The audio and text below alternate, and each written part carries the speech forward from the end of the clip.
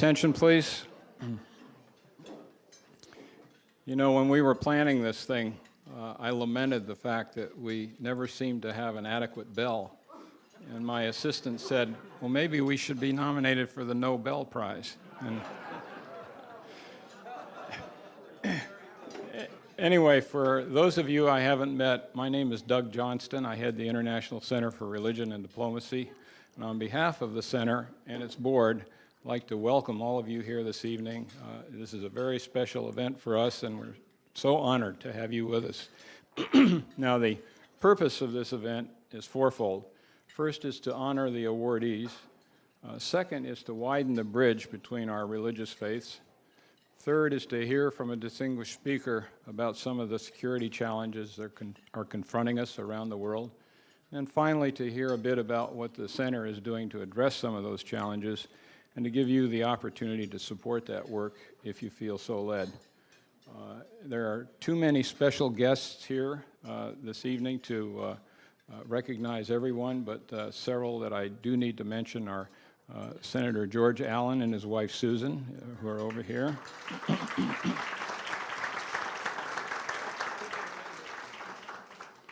Then the Ambassador of Oman, Hunana Sultan Al-Mugrab.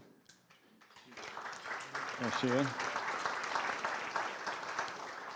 The Ambassador of Azerbaijan, Iline Suleimanor, and his wife Lala. I didn't see him. Okay. And then my good friend, the Ambassador of Macedonia, Zoran Jalevsky, and his wife Susie.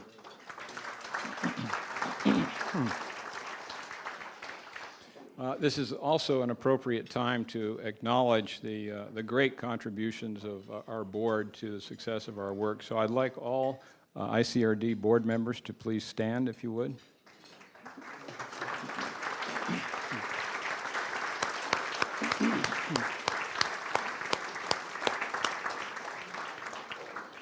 Many are called, but few are chosen. So. We also have some thank yous here. Table sponsors include the following. No need to stand, but we will acknowledge at the end. Deborah Fikes, Harold and Wendy Jacoby, John Kaiser, Bob and Liz McEwen, Joe and Katie Reeder, Frank Roby, the Order of the Knights Templar, the International Institute of Islamic Thought, TWT Holdings, and also someone who wished to remain anonymous. So if we could give them a round of applause for their support.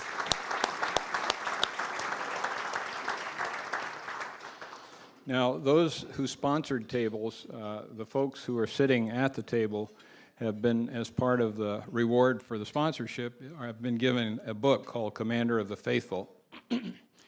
This is an excellent book. It's by one of our board members who's unfortunately overseas right now by the name of John Kaiser. And it's about an Algerian freedom fighter who fought against the French when they were trying to colonize Algeria. And this was a gentleman who stood very tall in the same way that Nelson Mandela has stood tall. And in the 19th century, he was one of the most revered people in the world. And accolades came his way with special gifts from the likes of President Lincoln, Queen Victoria, the Pope, and numerous others. In fact, there's a town in Iowa named after him. He was a giant of a figure. And one of the subtitle of the book is The True Jihad. And this is a gentleman who was brilliant on the battlefield and pretty brilliant in how he dealt with people, but always showed compassion. Set a very high bar, which was much higher than the French set, for sure. So he stood out, and toward the end of his days in Damascus, he saved a large number of Christians from a pogrom that was taking place there. But he really achieved sort of a bit of immortality in his living. And I would not be surprised to see this book become an epic movie, quite frankly. I think it's one of the better things that one could do to try to combat the business of Islamophobia is to have this kind of example. And in our work in Pakistan with the madrasas, which I'll tell you a little bit about later, we've had this book translated to Urdu, and it's being distributed. So this is an example of the kind kind of hero to look up to. John also wrote an earlier book called The Monks of Tiberine. It was a very profound book about a group of monks in Algeria. And this book was indeed made into a movie. Maybe some of you saw it, Of Gods and Men. And it got 4 stars in the Washington Post and everywhere else I saw. It was a very thoughtful movie. So please enjoy that. If any of you are interested in getting a copy of the book, there's a table upstairs where you can order them. We ran out of what we had ordered, had been distributed, but you can order one there. You can also order a copy of our center's latest book called Religion, Terror, and Error. And the subtitle is U.S. Foreign Policy and the Challenge of Spiritual Engagement. And it won a Book of the Year award, and we sell them at author's discount because the publisher and Amazon charge entirely too much, but if you're interested in that, you can purchase one of those up there as well. In terms of additional thanks, I'd like to especially thank Ariel Long. Where are you, Ariel? I can't see you. Can you? Ariel? Where are you? Oh, she's way in the back there. Could you come up to the archway there, please?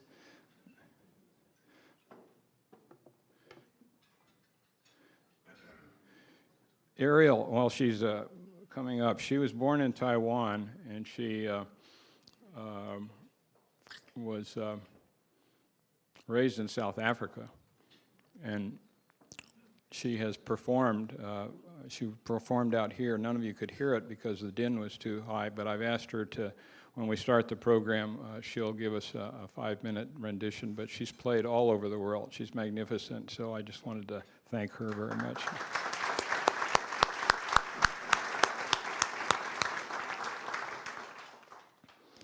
At this point, not by no means, perhaps last, but by no means least, is to thank our hosts for this, Ray and Shaista Mahmood. They have just been wonderful supporters of what we do and open their home like this every year for this event. And I just can't say enough about all the good humanitarian work that they do. They're real heroes. In fact, they were recipients of this award several years ago.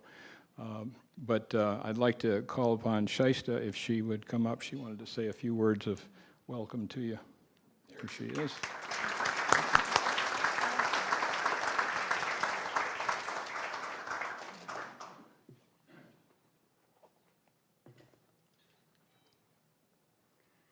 Good evening and welcome to the International Center for Religion and Diplomacy Faith in Action Award Dinner. Ray and I are so pleased to have you here in support of an organization that is deeply important to us. As a member of its board of directors, I am very invested in the work of ICRD. The results of its works have proven time and time again that religious understanding is absolutely crucial to dealing with the ethnic, religious conflicts that are taking place everywhere one turns. Conflict that typically exceed the group of traditional diplomacy, ICRD is making a real difference in the world.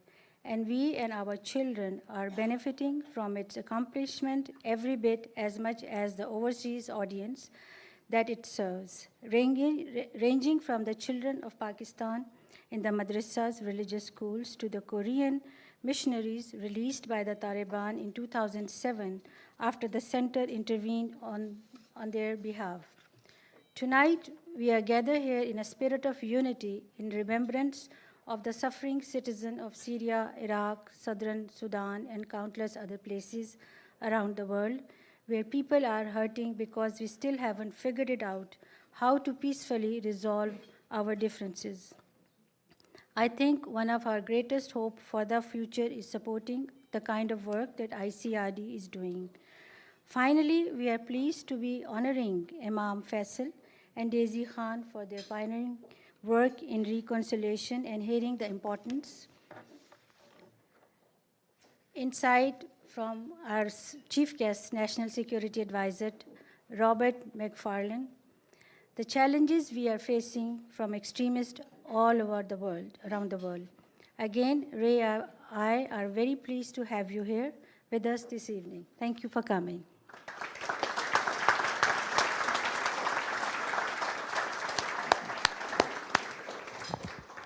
Just two very minor announcements. When the sun goes down, the Muslim attendees are certainly invited to go to the prayer room out back here to say the prayers as you wish.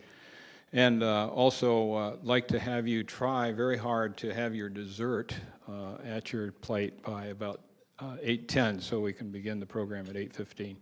The dessert is out here. So anyway, thank you and bon appetit.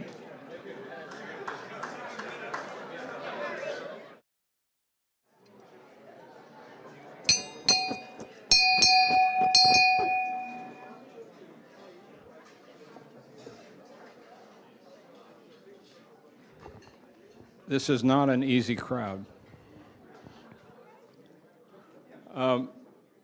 We're ready to begin our program, and I think what we'd like to start off with is if we could ask Shaista and Ray. Where's Ray? Come on in here, Ray. I'd like to call up our board chairman, Harold Jacoby, who has a little gift to present to the two of you.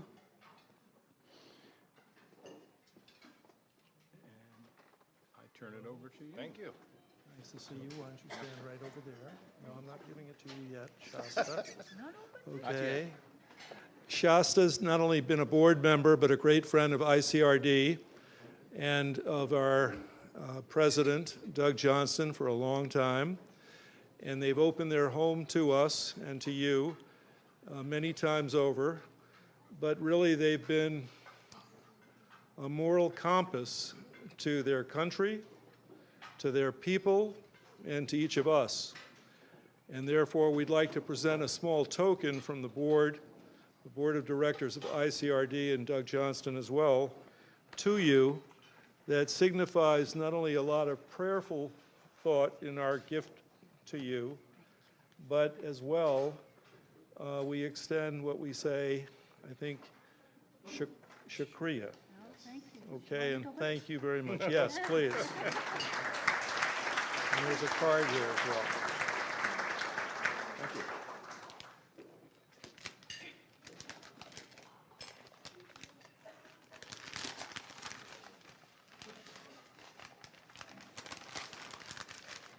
This way? Yeah, I think so. Take a look at that. Wow.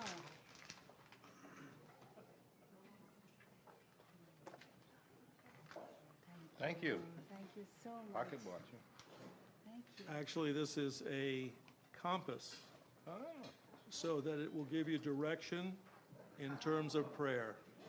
Oh, you know, we need that. we need that, seriously. We need that as well. Thank you. Thank you so very much. much. Thank you. God bless me you. the card. Thank you. God bless you. Can I have the bag? Yes. You take the bag. You know.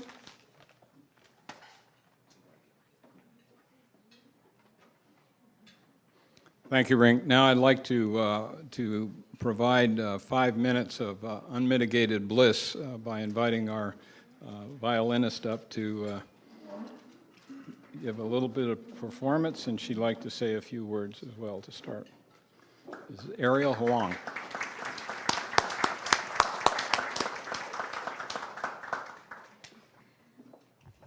Ladies and gentlemen, good evening. Thank you so much for having me be able to share the gift of music with you tonight. As Doug mentioned, my name is Ariel Huang. I was born in Taiwan, raised in South Africa. And tonight, in the spirit of appreciation and gratitude and prayer, I'd like to share a quote with you. And it goes as follows. If there be one prayer in the world, thank you would suffice. So tonight, I'd like to say thank you for your generous support and your wonderful contributions to the field of religion and diplomacy. And in the name of peace building and in the spirit of peace building, I offer you gratitude in music. Thank you very much.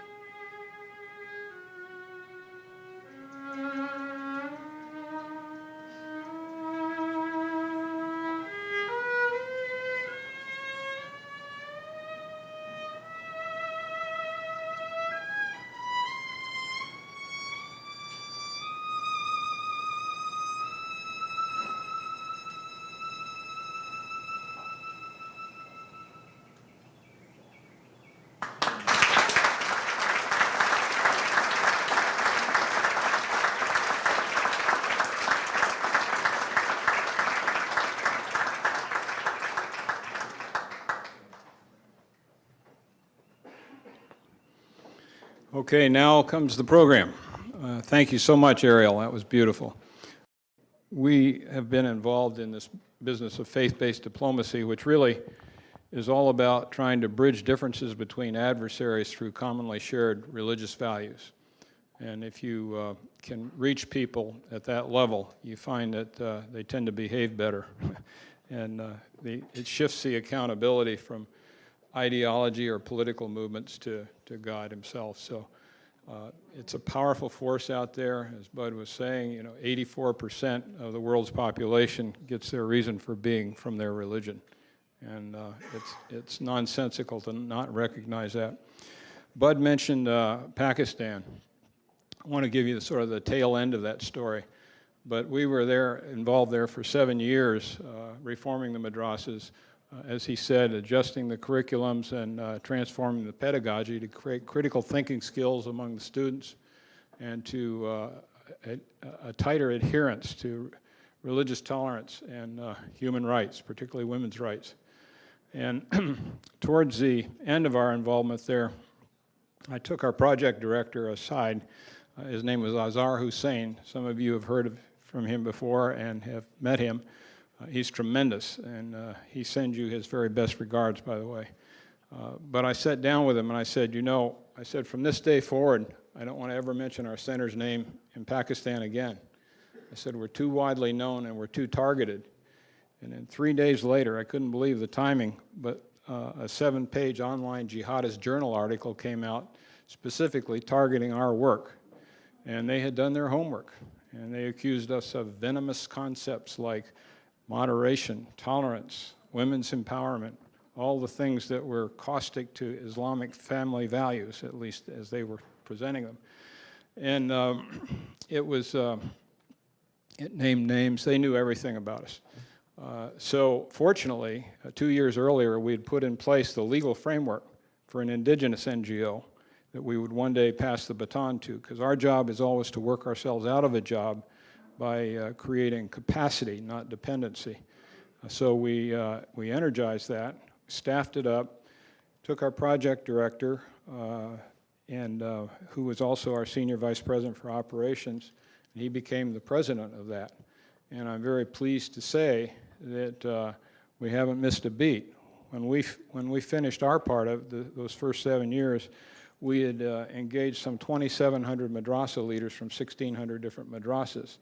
Those numbers are now 4,500 madrasa leaders from 2,500 madrasas, and the potential to reach close to 1 million children.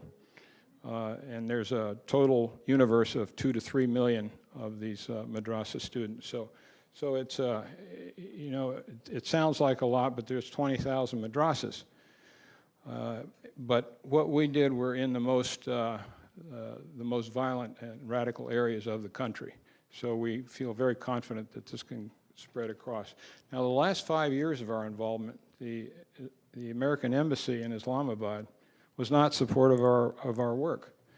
And it's difficult to raise funds for your work when your own embassy doesn't support it. And we could never quite figure out whether this was a matter of separation of church and state, or if it was just politically too hot to handle, to have to justify supporting Americans messing around in Pakistan religious schools. It was pretty hot stuff. But anyway, at the end of that 5 years, a contingent from the State Department came over. These were the Countering Violent Extremism folks who said, we want to build our strategy around your work, because they had come to realize that what we were doing with the madrasas was every bit as strategic as anything else that was taking place on or off the battlefield. And truly, if you want to drain the swamp of extremism, this is the way to go. Bombs and bullets have their place, but they often spawn more terrorists. But if you can win hearts and minds, that becomes contagious. And let me tell you that one of the things I most admired in this whole exercise was the courage shown by these madrasa leaders and the like. If you engage them and could get past that veneer of hostility and rage, really engage them, not only did they get it, but they became champions of it at great personal risk to themselves. There are countless anecdotes. I want to share two very quickly with you. One was a workshop that we held. It was up near the Swat Valley. This was when the Taliban had taken over the Swat Valley and heads were rolling all over the place. And we had 16 madrasas come together for a workshop. And toward the end of the workshop, one gentleman stood up, a madrasa leader, but he was also a terrorist commander.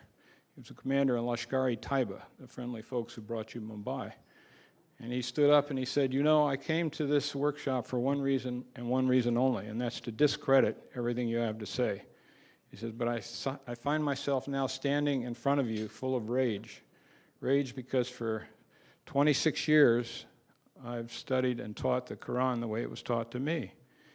He said, but now, after this experience, he says, for the first time in my life, I feel like I've sensed the soul of the Holy Quran and its peaceful intent. Is I now see that the right way to advance Islam is through peace, not through conflict. And he said, I'm going to change what I teach my students, and I'm going to tell them why.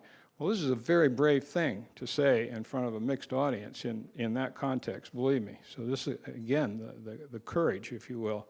Well, we came back a month later, and he was doing exactly as he said. And more importantly, we had a CNN team along with us who had been trying to capture our work for several years, and he said it on CNN for God and the entire world to hear. But I think he then recognized he was getting on pretty thin ice, so he said, enough, enough. You know, so it was over. But that's one. The other one I want, and so that's a kind of a tribute to the courage of these folks, because once they get it, they really be at great personal risk. The other one had to do with when we had a workshop, and one of the gentlemen there was a Taliban commander of some renown. He was very despondent. He lost 2 sons in the fighting. He said, we don't know what America wants, which led to an invitation for me to come to the mountains 2 months later to tell him what America wants. So I made the rounds at State, Defense, and the agency to make sure whatever I said was consistent with U.S. policy. And I'm here to tell you it's not only the Afghans in the mountains that don't know what America wants, but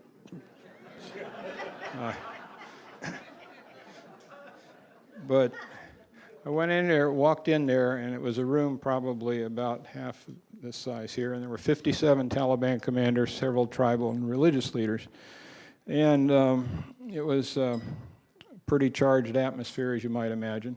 I won't go into the details. It's a fascinating story, but the one thing I want to tell you about is that there were, over the course of our 4 hours of involvement there were a number of penetrating questions that emerged.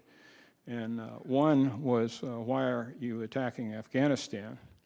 And I only cite that as to why it's so important to understand these other cultures. But I said, to put it in terms that you hold dear, hospitality, loyalty, and revenge, I said, before we recognize certain members of al-Qaeda as a threat, we welcome them into our country. We gave them hospitality, and then without warning, they attacked.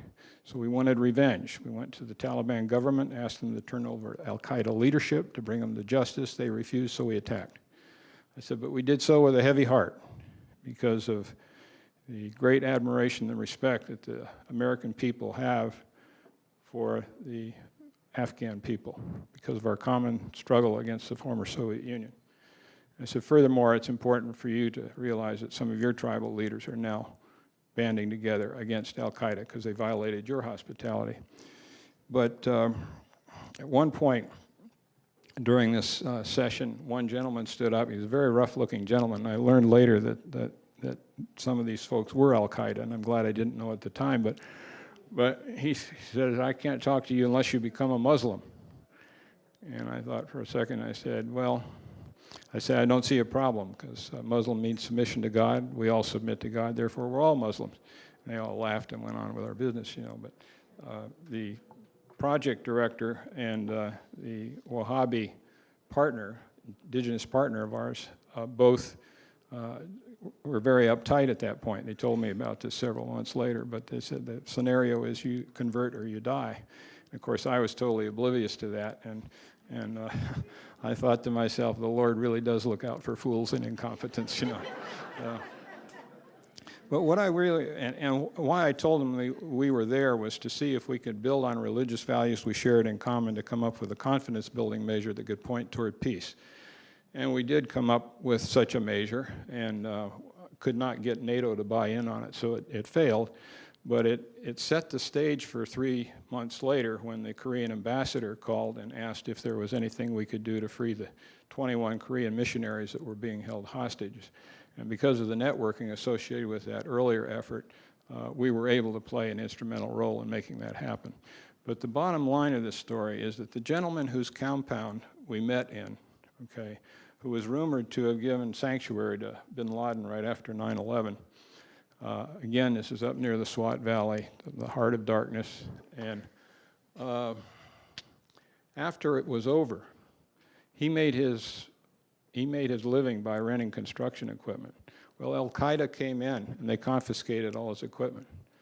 And furthermore, they apprehended 2 of the young men who were involved in providing security for the effort, and they were tortured, which made me feel very terrible. But several years later, we had him over with some madrasa leaders to this country, and we renewed acquaintances, and he said, "Oh, please come visit me in 6 months."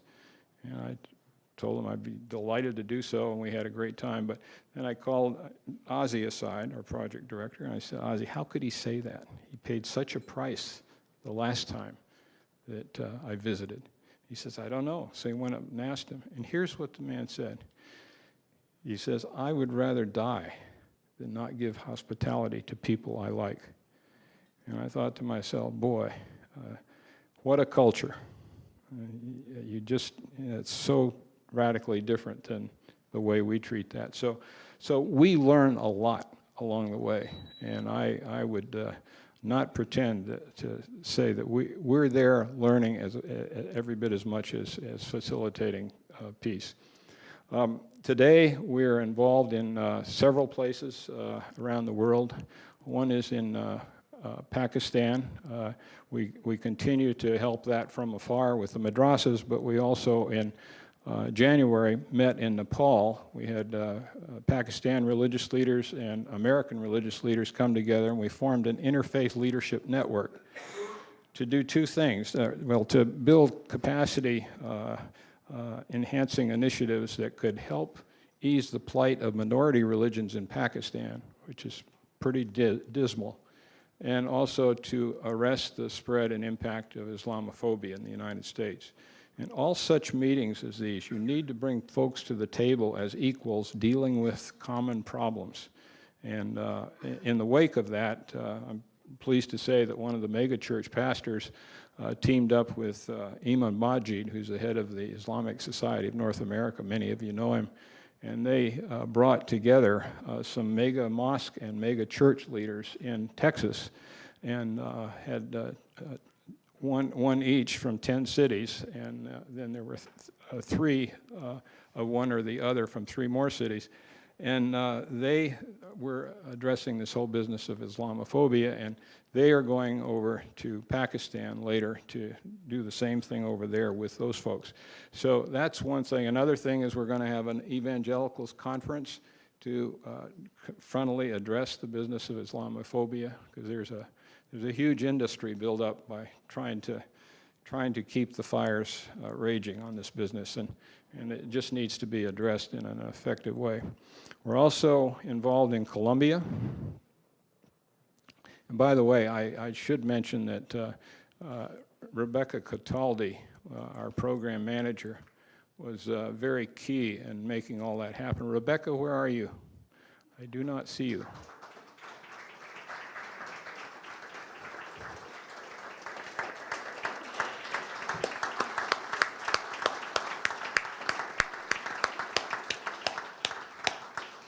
Rebecca is not only brilliant, but she's unrelenting. If she gets something, she's been spending more time now trying to see how we can raise funds to do some good things in Yemen. That's going to be one of our next projects, but that's teaching conflict resolution to indigenous tribal and religious leaders there, and they have a whole peacemakers network around the country that just needs to be energized the right way. Another effort is in Colombia, where we're trying to do something I think is quite strategic.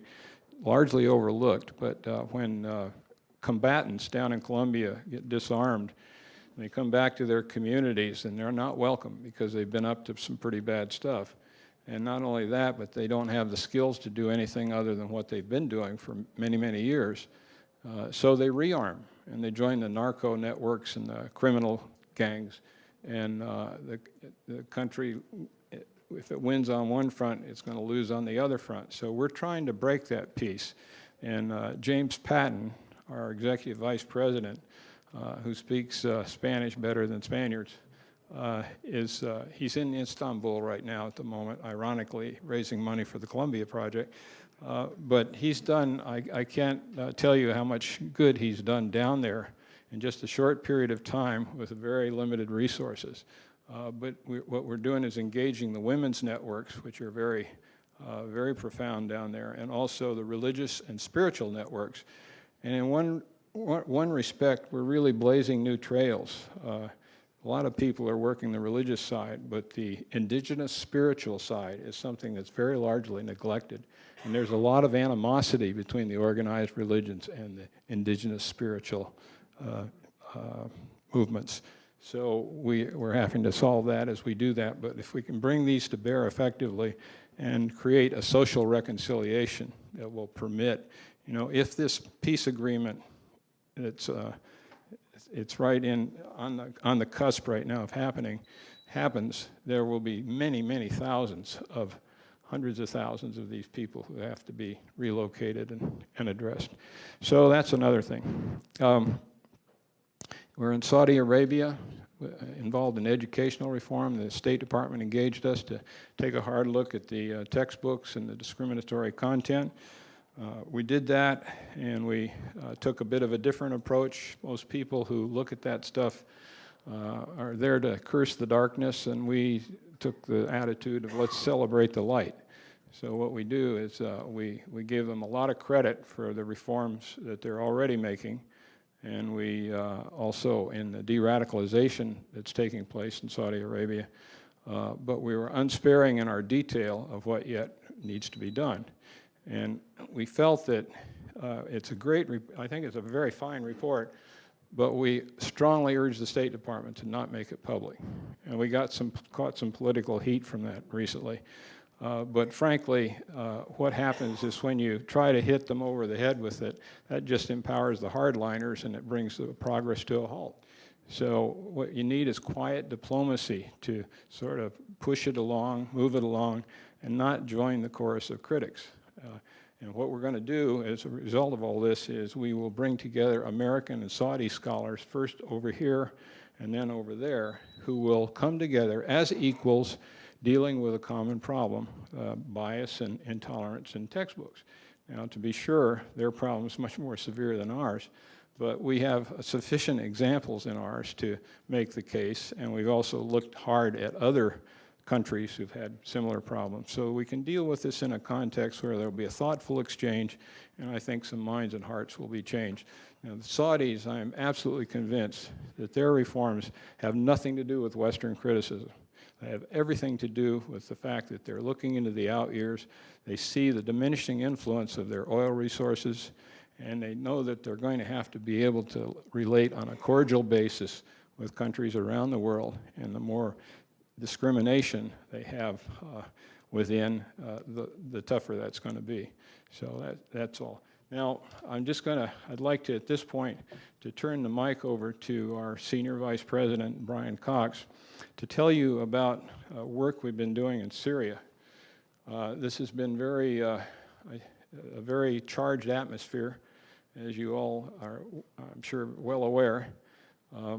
And we've been conducting faith-based reconciliation seminars over there at the request of the opposition leaders to help them try to resolve their differences. And it's amazing, when you bring the faith-based business to the table, as Bud was saying, it's probably the last thing that ever gets tried. It's only when everything else has failed and people say, well, why not? It's the only thing left. Well, the why not often turns into real progress, and I'd like to ask Brian to come up and tell you about that progress.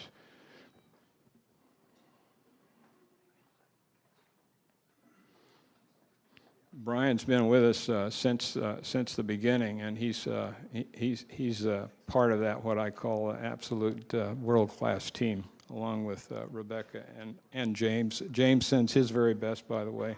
But Brian, without further ado, thank you, brother.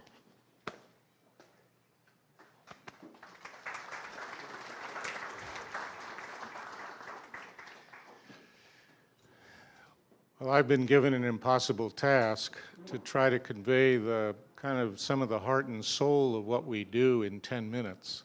So I'm going to try to do that. And I've been part of ICRD from the beginning and had a chance to be part of our work in Sudan.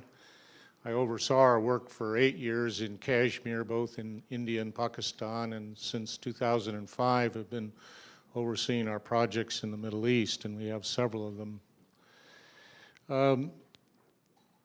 What does it look like when you bring the supernatural grace of God into world politics and diplomacy? Faith-based diplomacy is what it looks like. I'm sometimes asked, so how do you get invited to these places? Does the State Department open doors for you? Let me give you an example. In late 2004, my dear friend and colleague Bassam Isak, who was living in Damascus at the time, sent me a short cryptic email. He said, "Brian, I believe that now is the time for faith-based reconciliation in Syria." Well, I didn't bother asking for details like, well, who are we going to see? What are we going to do? I really felt that this was an invitation engineered by the Spirit of God. So I got on a plane and right after Christmas and flew to Damascus, and who in their right mind does that when they have no idea what they're going to do or who they're going to meet? But one of the things that we find often in this work is that God is arranging divine appointments, and that turned out to be true. When I arrived in Damascus, Bassam informed me that we'd been invited to meet with the head of the Secret Service who reported to Assad. What I didn't know before I went was that without the blessing of the Secret Service in Syria, it's like a large prison. No one will meet with you. No one is available. No one will return your calls. So after meeting with him, suddenly it was like turning on the electricity, and all these people were contacting us. By the end of the week, I found myself speaking in 2 mosques about faith-based reconciliation. So that's one of the ways that we get invited into situations. Now, let me give you another snapshot, and that has to do with a process. One of the tools that we use in ICRD is a faith-based reconciliation process, which is based on 8 core values, and it's a very deliberative process of intervening in large-scale political conflict, which is identity-based, which is aimed at softening hearts and enabling people to engage in constructive joint problem solving. You know, what I found in most intractable conflicts is that's what's needed is not gifted peacemakers or brilliant solutions, but changed hearts on all sides. In April 2005, I was in Amman, Jordan, and I woke up in my hotel room, and I heard this quiet voice of the Lord saying, "I want you to build a bridge to the Muslim Brotherhood." I can't even remember thinking of such a thing. But I called my friend, who was the bureau chief of Associated Press in Amman, and I asked him if he would arrange a couple of meetings with leaders of the Muslim Brotherhood. I remember the first meeting, which was with the spokesman of the Brotherhood, and the first question he asked me was, "What do you want? Why are you here?" And I said, "I don't want anything, and I'm not here to invite you to anything. I'm here for one simple reason. The politics have made you and I enemies, but in my tradition, Jesus told me I'm supposed to go to my enemy, so here I am." We didn't know really quite how to respond to that, But it was the beginning of a conversation that went on for about 4 years with a small number of leaders of the Muslim Brotherhood in Jordan. To be quite honest, there were times when I thought, this is a colossal waste of my time, and theirs as well. Until November of 2009, when I found myself, through the grace of God, meeting with all the top leadership of the Jordanian Muslim Brotherhood. And together, they made a request. They said, we would like to meet with top Christian evangelical leaders from America that are strong supporters of Israel. I never thought that I would hear something like that coming from the Brotherhood leadership. So we arranged a faith-based reconciliation process in Amman. There are people sitting in this room who were part of it. Bob McCune, John Sandos were both there. And I think they saw the incredible change of hearts that went on both sides. Now, the Brotherhood had kind of put us in a box beforehand. And we were put in the interfaith dialogue box. In the Middle East, everybody gets put in a box. And we were in the interfaith dialogue box until after they had been through those 3 days of the faith-based reconciliation process. And one of the interesting things that happened was that one of the things that we do is we ask the people on both sides to talk about where they have experienced offense from the other and where they have caused offense to the other. It's honest, it's difficult, but it's not to point the finger of blame, it's to establish an agenda for healing. And those of us who are here will never forget when during the service of reconciliation, the top leader of the Muslim Brotherhood stood up and apologized to the Americans for those that had been involved in 9/11.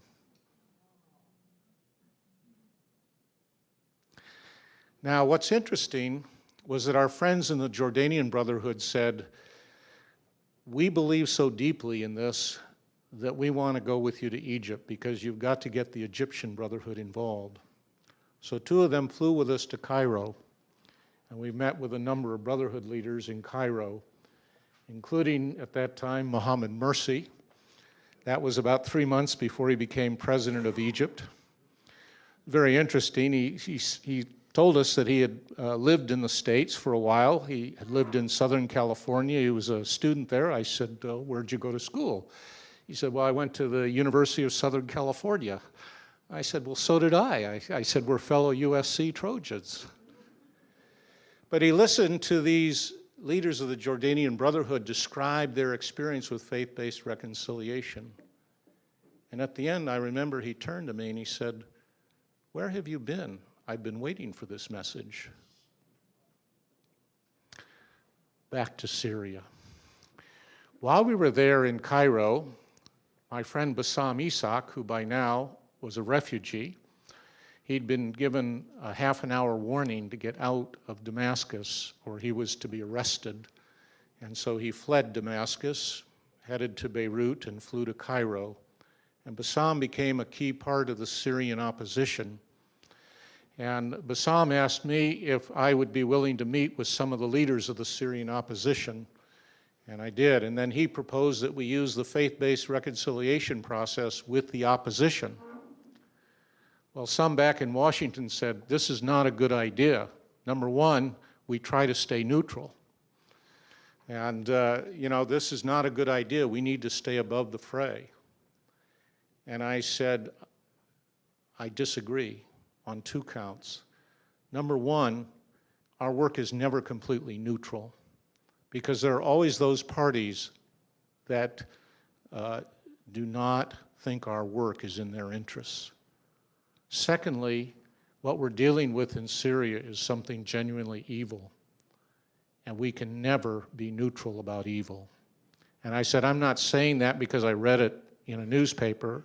I'm saying it from personal experience on the inside with the regime. And we cannot be neutral in the face of evil.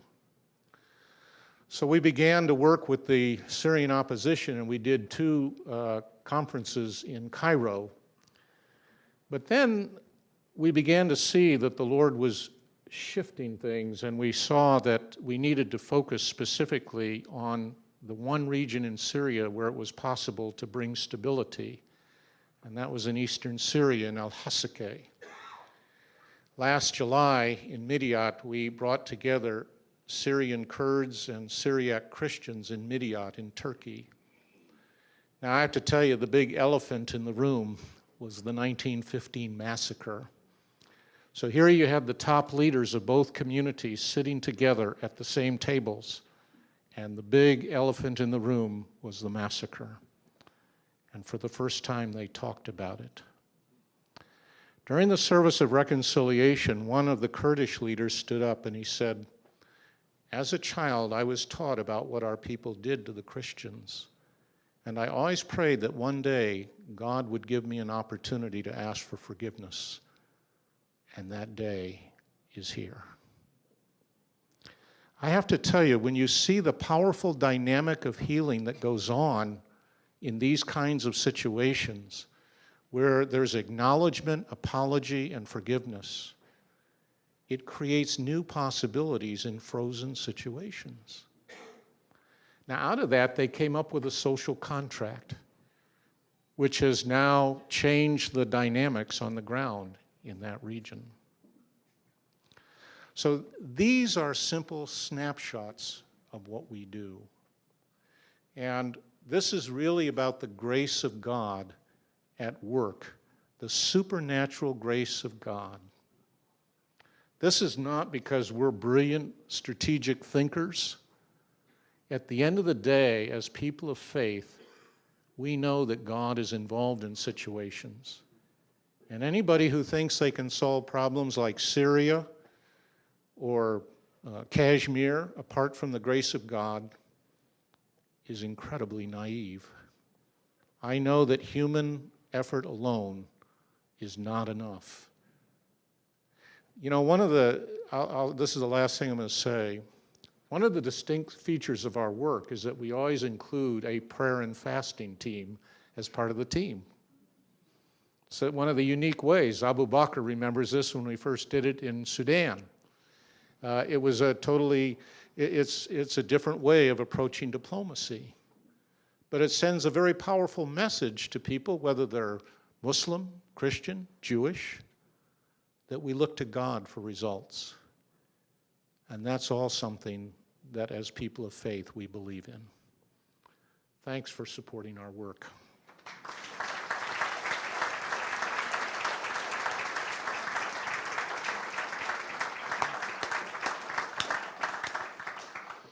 Thank you, Brian, for bringing it to life like that. Wonderful job. We're at the point where we will be presenting the awards, and I'd just like to give a few preliminary comments about that. Coming into this event this evening, there was a lot of political heat taking place, and the center got tarred with the brush of being a front for the Muslim Brotherhood and the like. And I can assure you that is nothing could be further from the truth. But that doesn't mean that we don't meet with all sides and all parties in these conflicts where we're trying to bridge differences. But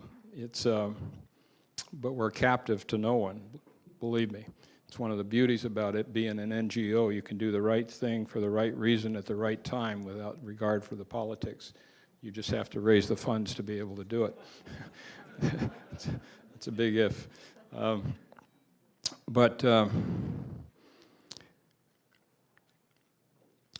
The fact that we meet with everybody is driven by a simple premise that we share, and that is that everybody on any given side in a conflict isn't bad, and those who are bad aren't bad all the time. So we play to the angels of their higher nature. And this, the other thing too, is something that women know from birth, and men occasionally figure out, is that all things are relational. And knowing this and operating with that premise, it's made for some pretty strange bedfellows. I established a very deep personal friendship with somebody very highly placed in the government of Sudan in the north, the Islamic regime, when we were dealing with them. And it's one of those kind of things where it's unspoken, but it goes beyond just trust. It goes beyond the fact that you would intervene and put your own life at stake if his life was at stake. And same thing for our Wahhabi partner in Pakistan, prominent Wahhabi leader. But he put his life on the line any number of times, taking us into very radical areas. And we have this unspoken bond. Well, I have always felt, though not involved the same way, but I felt the same kind of bond with Faisal Rauf. And it stems from both of us having participated in a 10-day visit to Iran back in 2003. It was an Abrahamic delegation that was headed by Cardinal Ted McCarrick, and Abrahamic in that it included Christians, Muslims, and Jews. And over the course of those 10 days, I came to find out about the book that he was writing, which is What's Right with Islam. That later segued into a later book, was What's Right with Islam is What's Right with America. But I could tell that he was putting a lot of study and heart and soul into trying to build the bridges between what American values were all about and what the heart of Islam was all about. And I really admired that. We've had numerous encounters since. And it caused me no little grief to see him taking so much heat around this Ground Zero mosque business, you know. Now, there was a lot of misinformation relating to that. But the basic idea was to try to establish an Islamic community center very similar to the Jewish community centers that you found sprinkled out throughout the city of New York and elsewhere.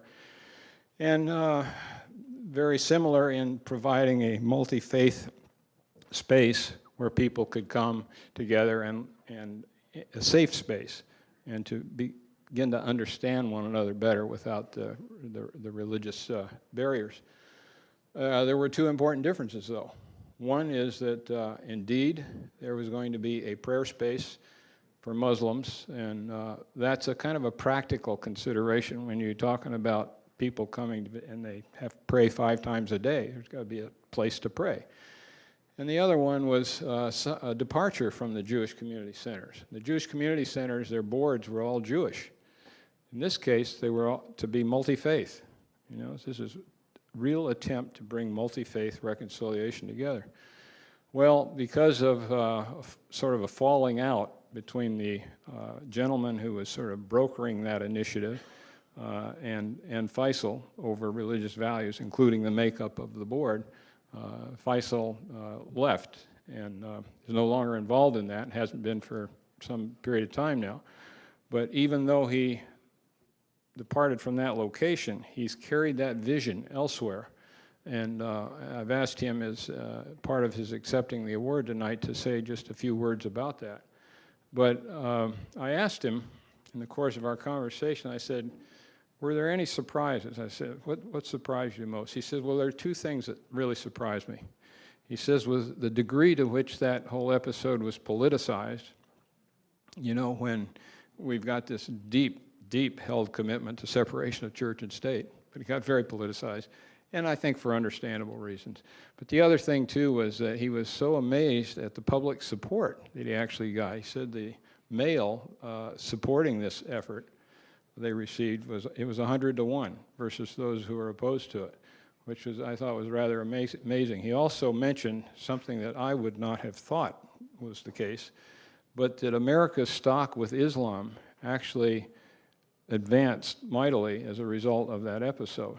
And the reason was because the Jewish mayor of New York City was supportive of it, and the Christian president of the United States was supportive of it. And that meant a lot to them. So, you know, Faisal in 2010, in Foreign Policy magazine, was voted one of the top global thinkers in the world. A year later, Time magazine named him one of the 100 most influential people in the world. So we're talking about a man who is very gifted. He's got great capabilities, but he also has a wonderful heart. And I have been singularly impressed since the day I knew him of the degree to which he is trying to empower the moderates to counter the extremists. and that's a very important thing. And then the other is to build bridges between Islam and the West. And bridge building is what we need to be about going forward. So if you would please come up, Faisal, I'd love to present this award to you.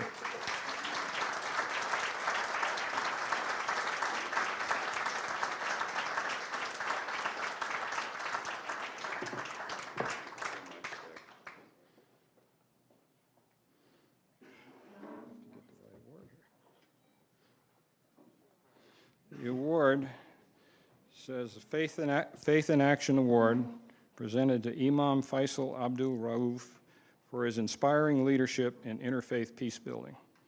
International Center for Religion and Diplomacy, May 30, 2014.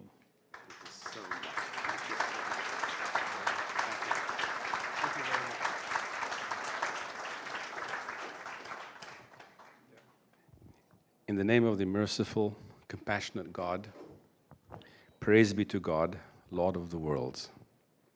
We invoke his blessings and greetings on all of his prophets and messengers, upon their families and companions, for God is the God of all of creation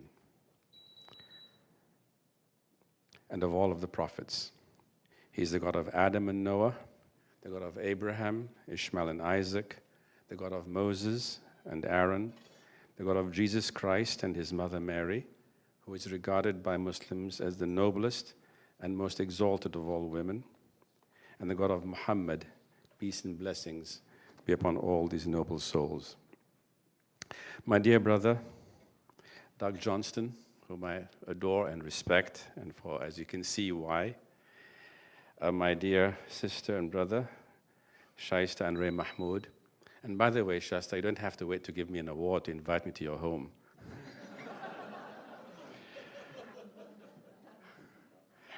To honored guests, Robert McFarland, my dear friends, too many to be counted, ladies and gentlemen.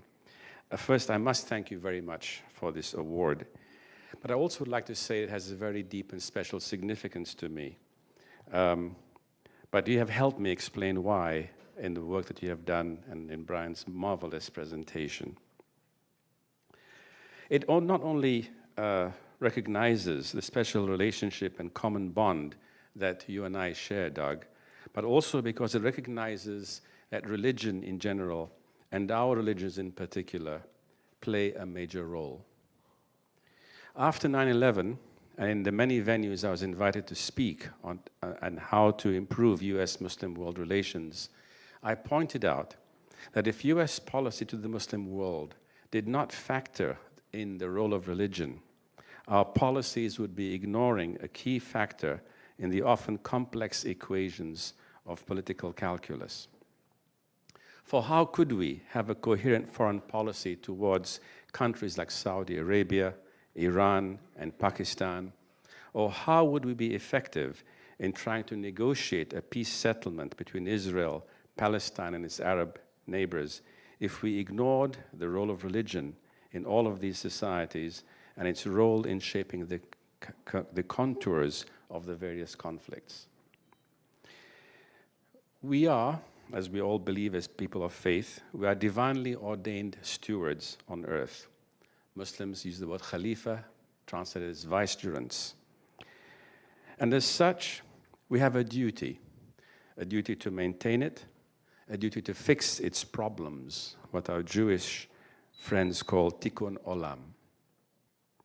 Although this duty devolves upon all of humanity, Muslims have a legal concept called fard kifaya, which means that a select few who perform this task on behalf of all of humanity release all of humanity from this all-important obligation. And I believe Doug is one of our key people like that who fulfill this obligation, and those of you who support him and support us in this all-important and worthwhile effort. So to all of you here who are supporting this work, I salute you. It is also the defining common ground of the space wherein ICRD and my organization, the Cordoba Initiative, work. Your commitment, your continued support of this important endeavor is something that is essential. But as you know, and in spite of the many important accomplishments we can point to, we have yet a long way to go. And some of the problems we've tried to work on seem to keep getting worse, as if you read the newspapers. And while disappointing to many, it just means that we must try harder, and for which we need your continued and unflagging commitment and support. So let me at this point, in response to Doug's request, share with you two major projects of the Cordoba Initiative that we are rather excited about. Projects that have attracted both very strong attention, positive and negative. And I've been told that that is a sign that you are doing something really important. One is the governance project, or the Islamic governance project, which seeks to define what the Islamic State means. And it seeks also to do for American Islam and American Muslims the analogy to what the American Jesuit theologian scholar John Courtney Murray did for Catholics. Murray argued that Jesus' famous dictum, "Render unto Caesar what belongs to Caesar, and render unto God what belongs to God," was proof that the separation of church and state, as understood by the American founding fathers, is, and therefore must be, in fact authentic to Catholic doctrine. American Catholic bishops deployed such and other arguments that he was a major spokesman for, that he had crafted, to urge the Vatican in the middle 20th century to move away from their previous adherence to the notion of non-separation between church and state, and all of this was part of what led to Vatican II in 1965. This project also bridges the American social contract with the Islamic social contract by linking those self-evident truths articulated in our American Declaration of Independence, that all men are created equal, endowed by the Creator with certain unalienable rights, among which are life, liberty, and the pursuit of happiness.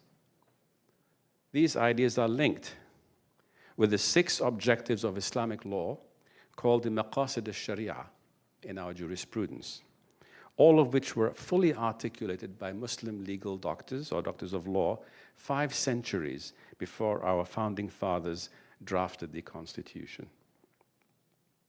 Muslim legal scholars say that all of God's laws and all of God's commandments and prohibitions, including the 10 commandments, which, yes, are part of our creed and belief as well, part of Islam, are all about protecting and furthering 6 unalienable, God-given human rights: the right to life, the right to human dignity, which maps rather well with the American concept of human liberty, the right to property, which was part of the original draft of the American Declaration of Independence until it was edited out and transposed with Pursuit of Happiness, the right to a family, the right to an intellect or intellectual pursuits, and the right to practice one's religion. These 6 objectives of Islamic law, which I said are called in Arabic Maqasid al-Sharia, fit very well indeed with the American Declaration, which is why I inform Muslim audiences in the Muslim world that America is a very Maqasid al-Sharia compliant country. I agree. And the reason why is because this crafted expression of a foundational bond that makes us Muslims and many Muslims in America very comfortable here has unfortunately been deliberately mislabeled by our detractors as meaning that I intend to introduce or to impose Sharia law in America, and again, focusing only on the 7th century penal code, which, as a matter of fact, many Muslim scholars have argued has not only been grossly misunderstood, but should no longer be applied in the way it is currently understood. The Muslim world application of this project is to bridge the ideological divide between Islamic political parties and the secular political parties that has deeply fragmented and polarized countries like Egypt, between the Muslim Brotherhood and the current regime. This project is also intended to steer the discourse in Muslim-majority nations away from a focus on the implementation of what's called the hudud punishments as a definition of an Islamic state to one based on justice and Islam's positive law and these 6 objectives of the law.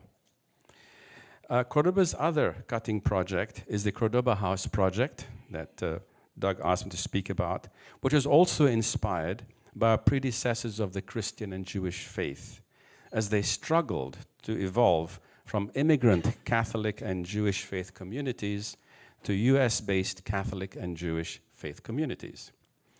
In my study of American religion, I learned that the YMCA, and at that time the YWCA, because genders were still segregated, men and women, and Jewish community centers played major roles in redefining and evolving the American Christian and American Jewish communities from immigrant to an American faith identity that took them beyond the parochial religious traditional denominational definition and integrated them into the broader American community at large.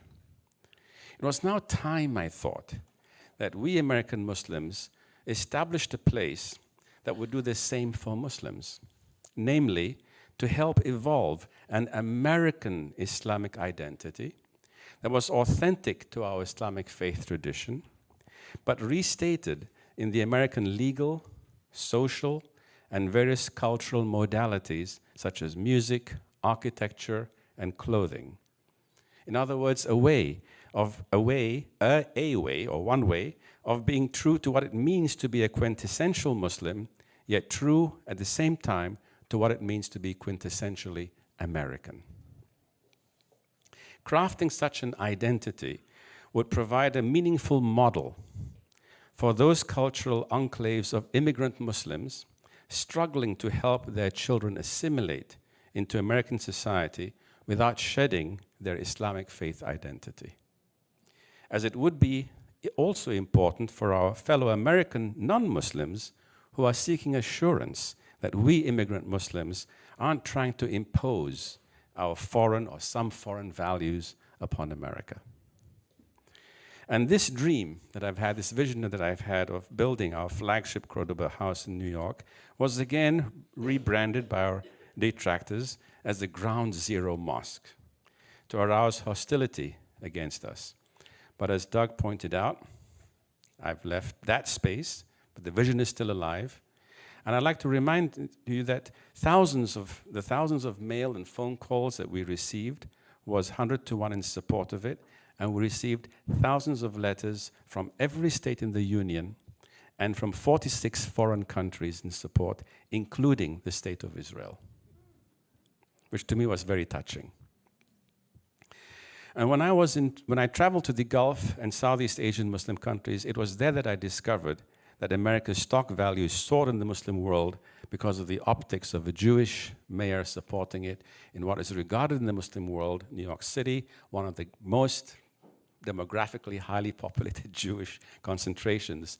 And to get that kind of support from the mayor, from rabbis, and from the President of the United States was something that really caused many Muslims in the traditional Muslim countries to really respect and love America. And for this, I'm very proud. Finally, ladies and gentlemen, as we have all described, there's one more project I'd like to point out, and that is something that, and these are the ideas that we inspire others with. And in a conversation I once had right after that time, with the current Prime Minister of Malaysia, I proposed that what is needed, that the real battlefront was not between Muslims and America, or between Christians and Muslims, or Muslims and Jews, etc., but really between the extremists of all these faith traditions against the moderates of all these faith traditions. That was where the real battlefront lay. And what we needed was to develop strategic coalitions of multi-faith moderates to figure out ways and build into a movement that would combat and outweigh the influence and work of the extremists of all these faith traditions. So he spoke about a global movement of moderates, and David Cameron has been very excited about it and wants to partner with him. And this is something that perhaps if we huddle together, Doug, we might think of some ideas on how to build this moving forward. Finally, ladies and gentlemen, working in this space where the tires of religion hit the road of real life is as challenging as it is full of surprises. Doug and I have skid marks on our backs to show for that. But with your continued support and with encouragement like this, for which I'm sincerely grateful, I can do better than to thank God for having chosen this business for us. The reality of God's having done so is proven in that we can find fulfillment in no other work, nor can we actually choose another. Once again, I thank you, and God bless you all. And I'd like to note this book is already promised to Nancy Berg, my friend Nancy Berg, who said she knows Bud McFarlane from decades ago when she worked with the NSA. But I have a few copies, and a couple of other people have asked for it. I have a few copies upstairs. And if I run out, just give me your business cards. We're happy to send you one at complimentary of the Cordova Initiative. Once again, thank you very much, and may God bless you all.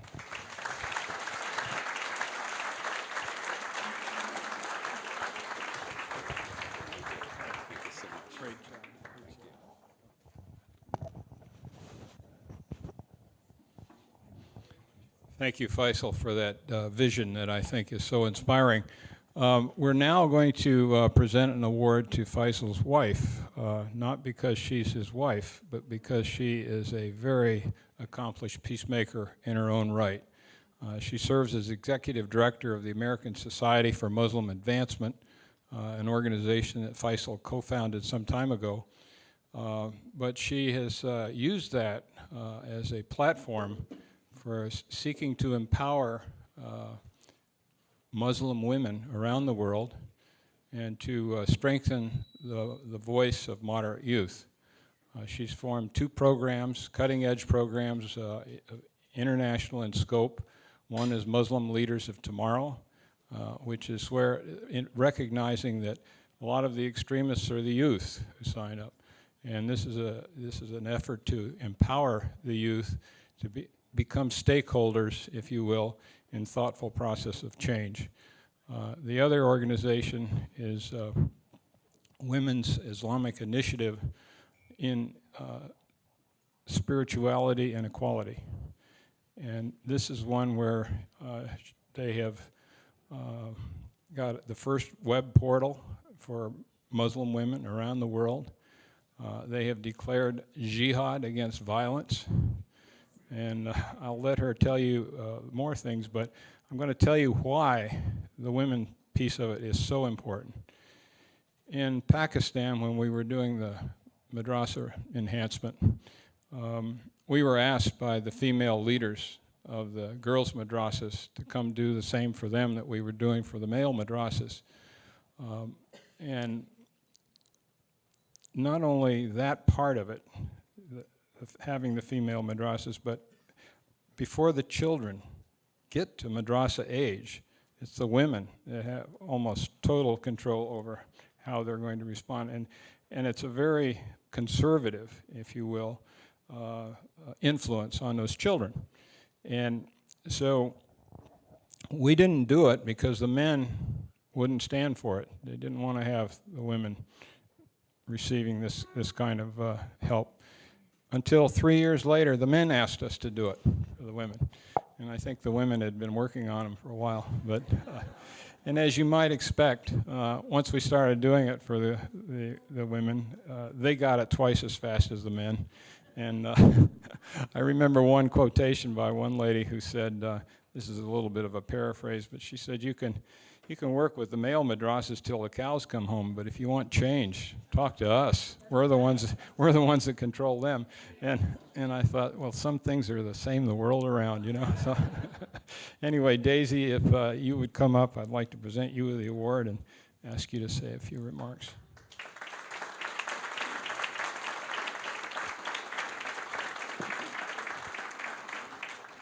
This is presented for her pioneering work in empowering women in Islam. So thank you so much. Okay.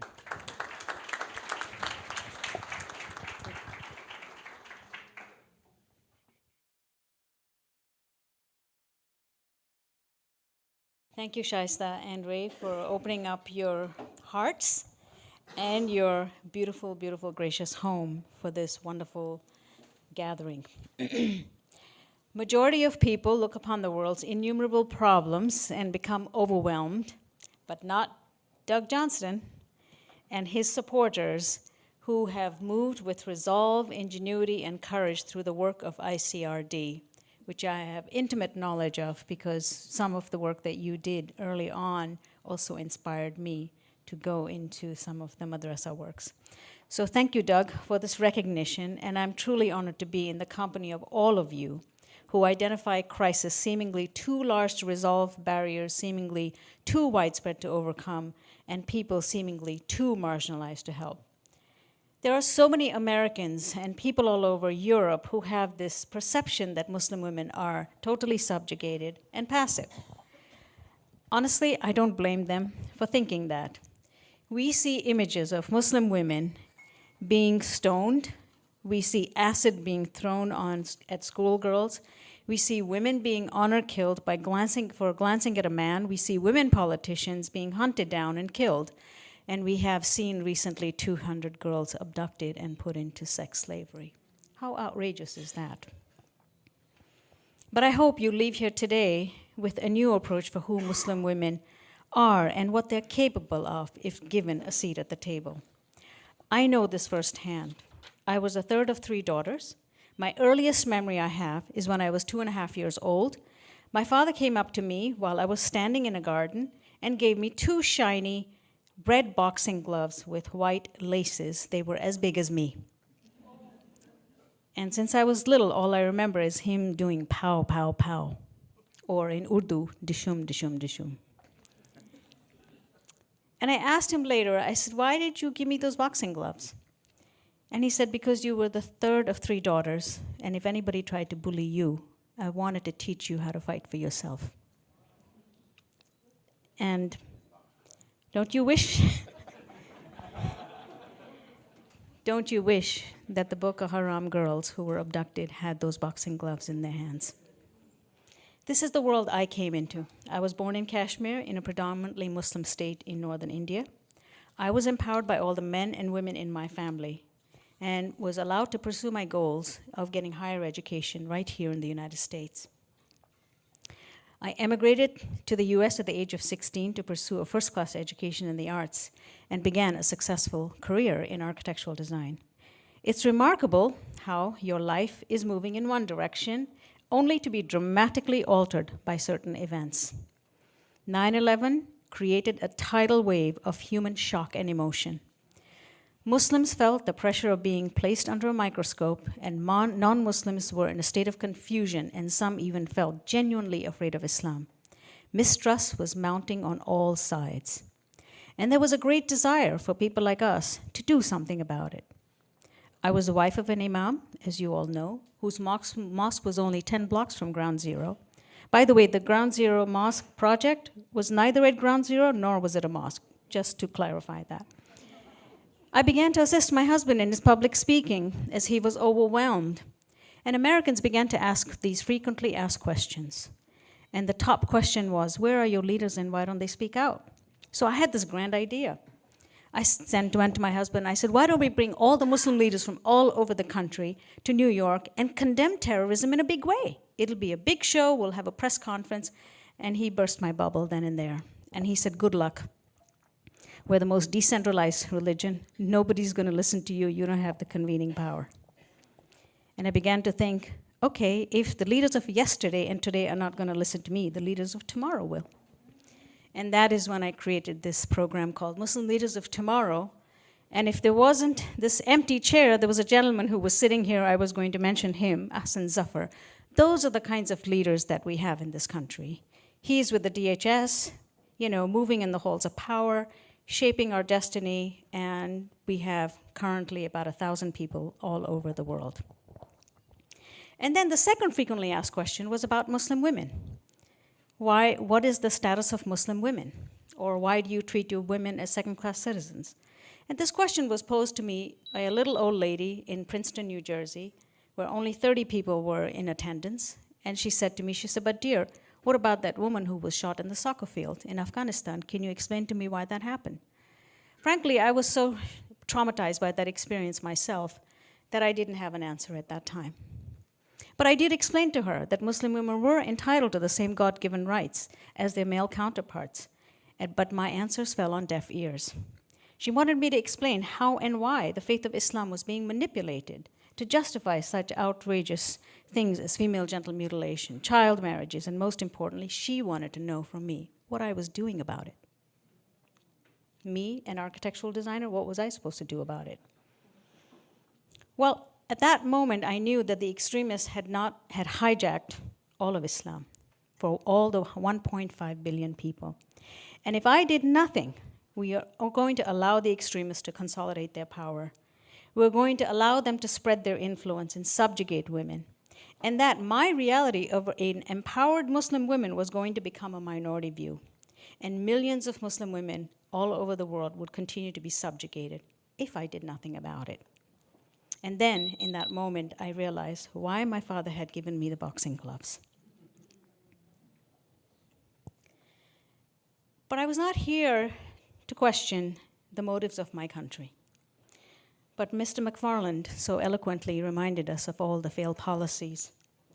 But we have seen how we have tried to root out extremism and terrorism. We have tried bombs, as you mentioned, and they've not worked. We've tried drones, and they've not worked. We've even tried sanctions, and they've not worked, and they've not stopped them. And I believe, as do my fellow Muslims and my fellow co-religionists like Doug and others, that the best solution we have, or the best chance to combat these injustices in the name of religion, is to construct a religiously grounded arguments to lift the truth of Islam, a truth that has inspired positive social change for the last 1,400 years. And in 2006, I launched WISE, which has added a unique voice and a critical voice to the table, where women are increasingly defining themselves through their religion to claim their God-given rights and responsibilities. We actually had the audacity, because I live in America, we think we can do anything, we established the first global Muslim Women's Shura Council, which I know people were stunned that we did that. It's a council which gets together, which basically can, it's like a little democracy.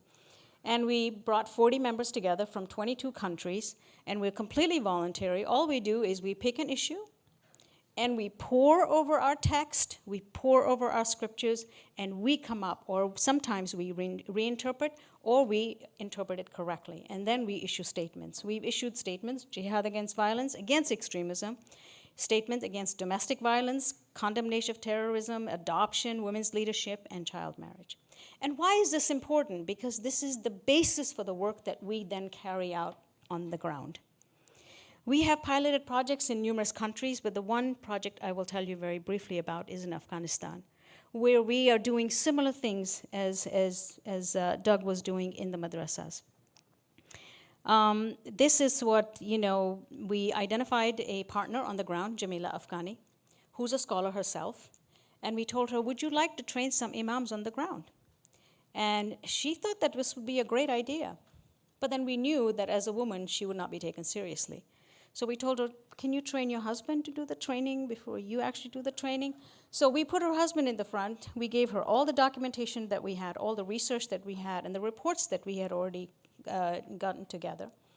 And she translated them into Dari, and she brought together storefront mosque imams, 30 of them together collectively, and we planted for good measure an intellectual imam who was much more evolved than the rest of the imams, because we wanted the imams to be lifted, because we knew that if they were all uneducated, the conversation would go nowhere. Well, it turned out that the trainings were so successful that one of the requirements is also to give khutbahs, to give sermons in mosques, just like you mentioned how these sermons had such an effect on decline in suicide bombings. Similarly, we also found out that the imams were actually adhering to our rules, which was not only to do the trainings, but to go do sermons, but also then to make sure that they don't carry out these practices. So one imam was asked to conduct a marriage. He went there. He saw a 13-year-old girl. She was crying.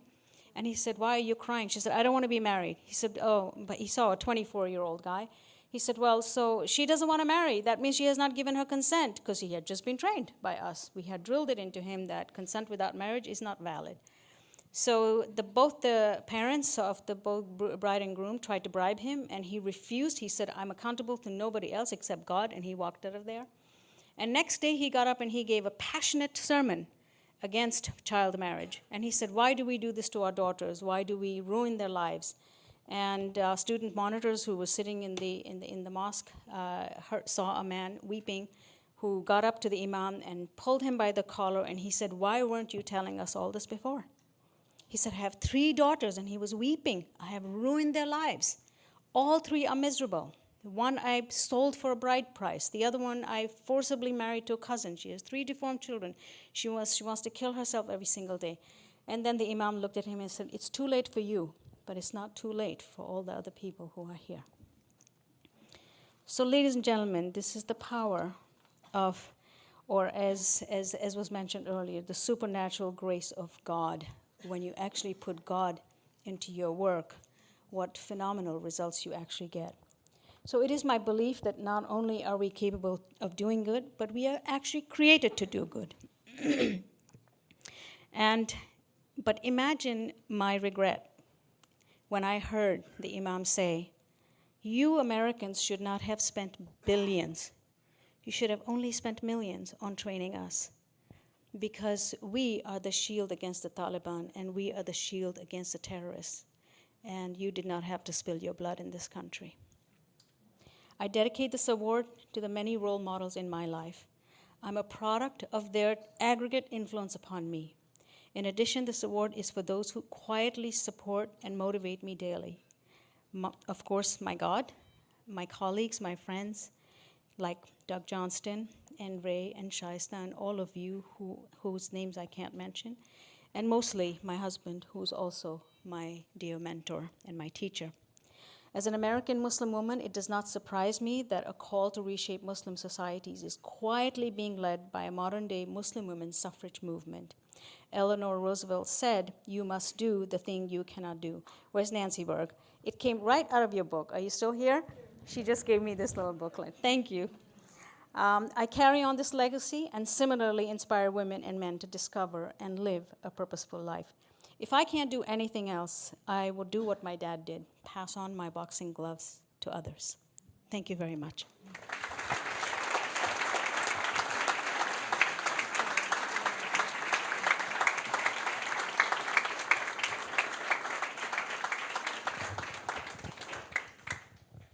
Thank you, Daisy, very much for that wonderful. Thank you all, too, for your patience this evening. We've run over a little bit. We're about to conclude now. I'm going to call upon our board chairman, Harold Jacoby, come up and say just a few words about some of our needs. And I think if you could. Okay. Thank you, Doug, and thank you all. I had a long speech, 15 pages, but I'm going to make it 3 minutes and tear it up. First, I'm deeply humbled. I'm deeply humbled not only to be here, but I'm deeply humbled by Robert McFarland, your words, your service to our country, both in the Navy as well as the government. I'm deeply humbled, the Marine Corps, but I thought, okay, Marine Corps, sorry. I thought it, yeah. I'm deeply humbled by the work of Brian Cox.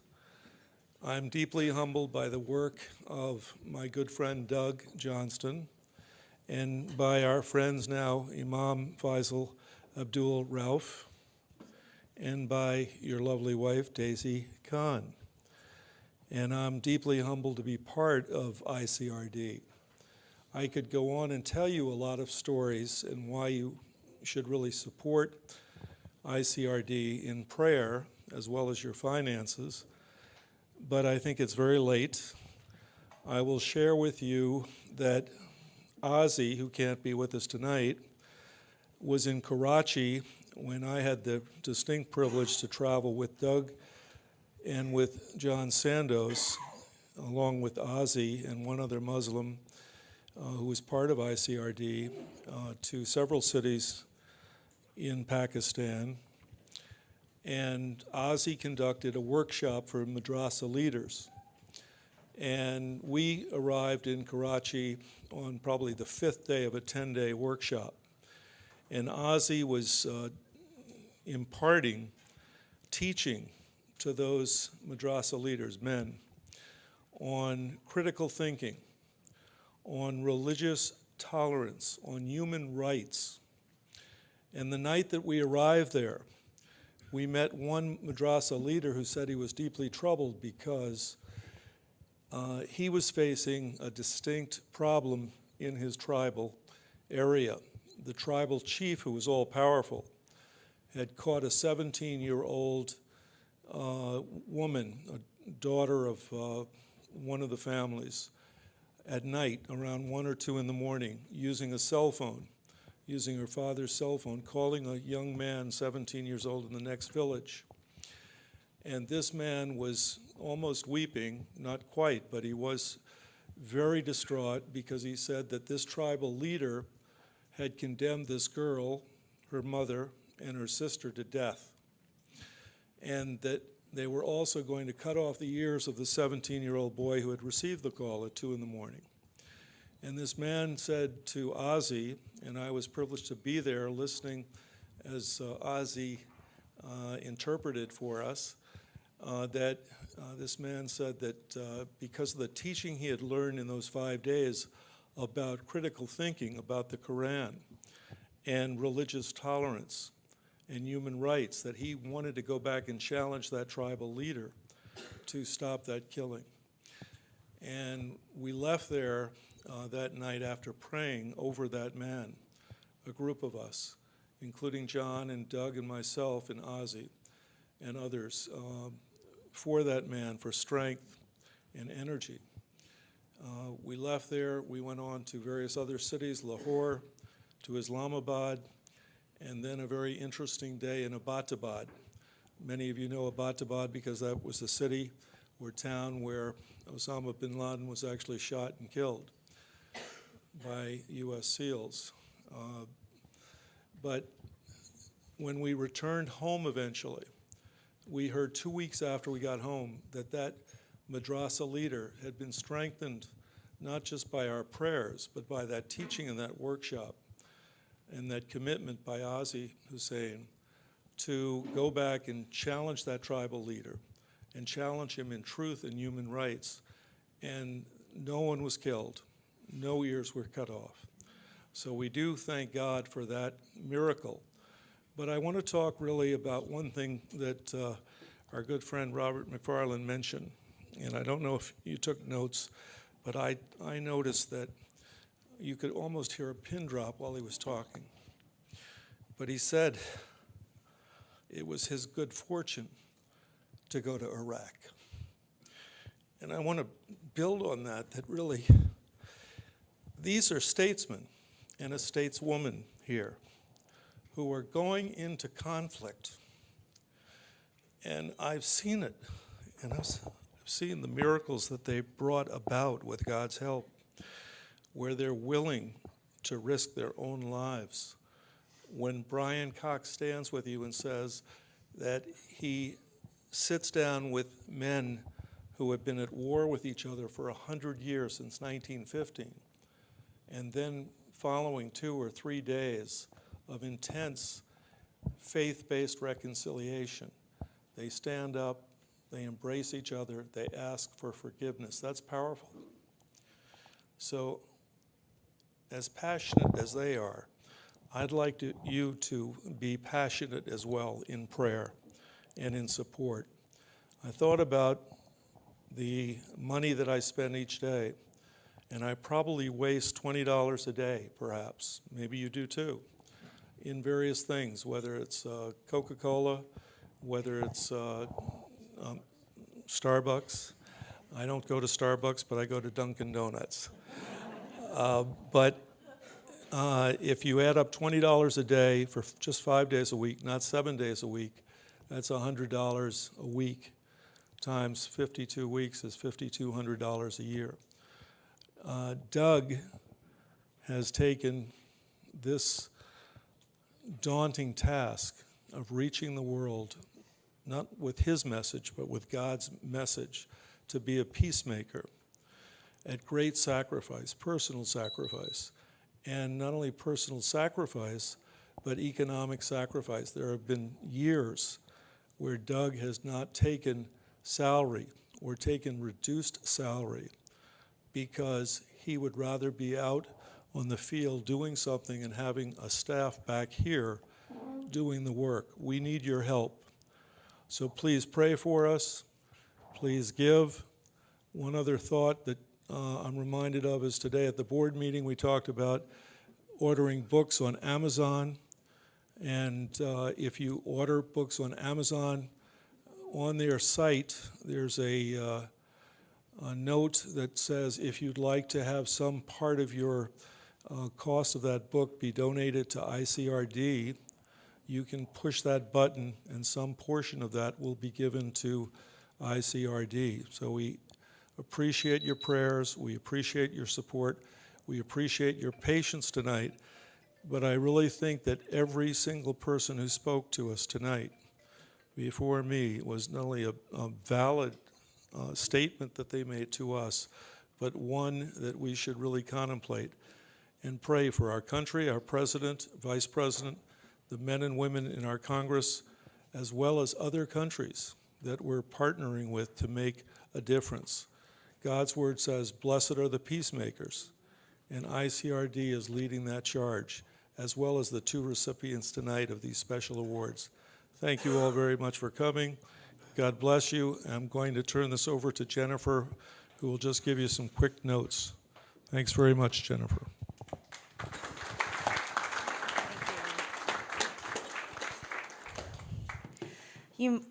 Do any of you remember a couple of years ago when all over the news there was a 14-year-old girl in Pakistan, Christian girl, accused of blasphemy? Yes. She was accused of burning pages from the Holy Quran, and the punishment would be very swift and severe. But it was eventually determined that the charges had been orchestrated by the local imam because he wanted to drive Christians out of the village.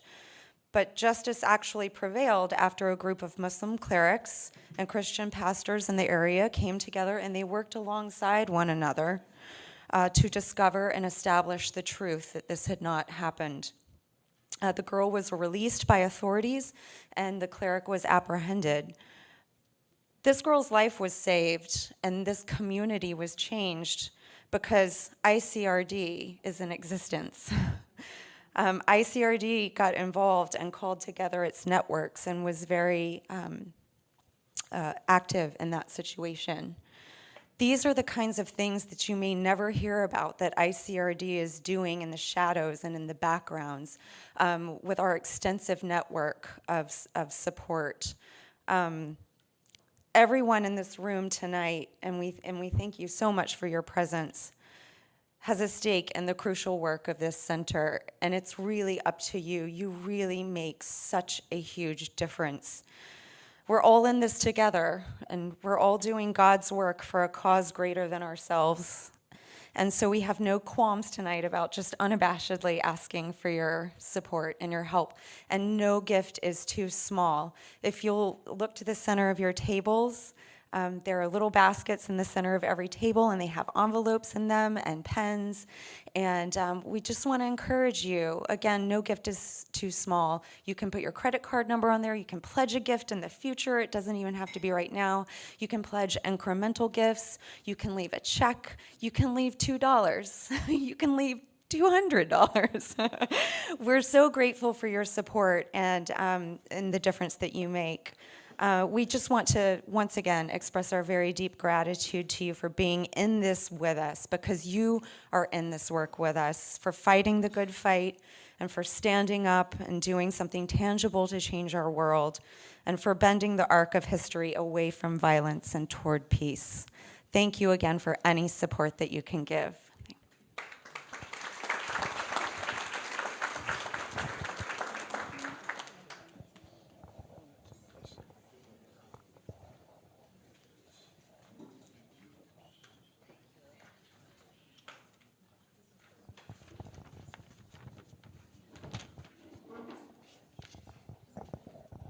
As we're wrapping up here, and as you're tending to your current duties, I'd like to just close by thanking very much those who made this event possible and put it together, starting with Jennifer, who was in charge of the dinner, and the other folks who've been involved are Michael Barninger, Cami Gosvini, Ariel Huang, Peter Ramig, Angela Ung, Melanie Pillai, Brianne Brown, Mohammed Siddiqui, Vini Talamas, Jennifer Smith, and Bob Schuenluber.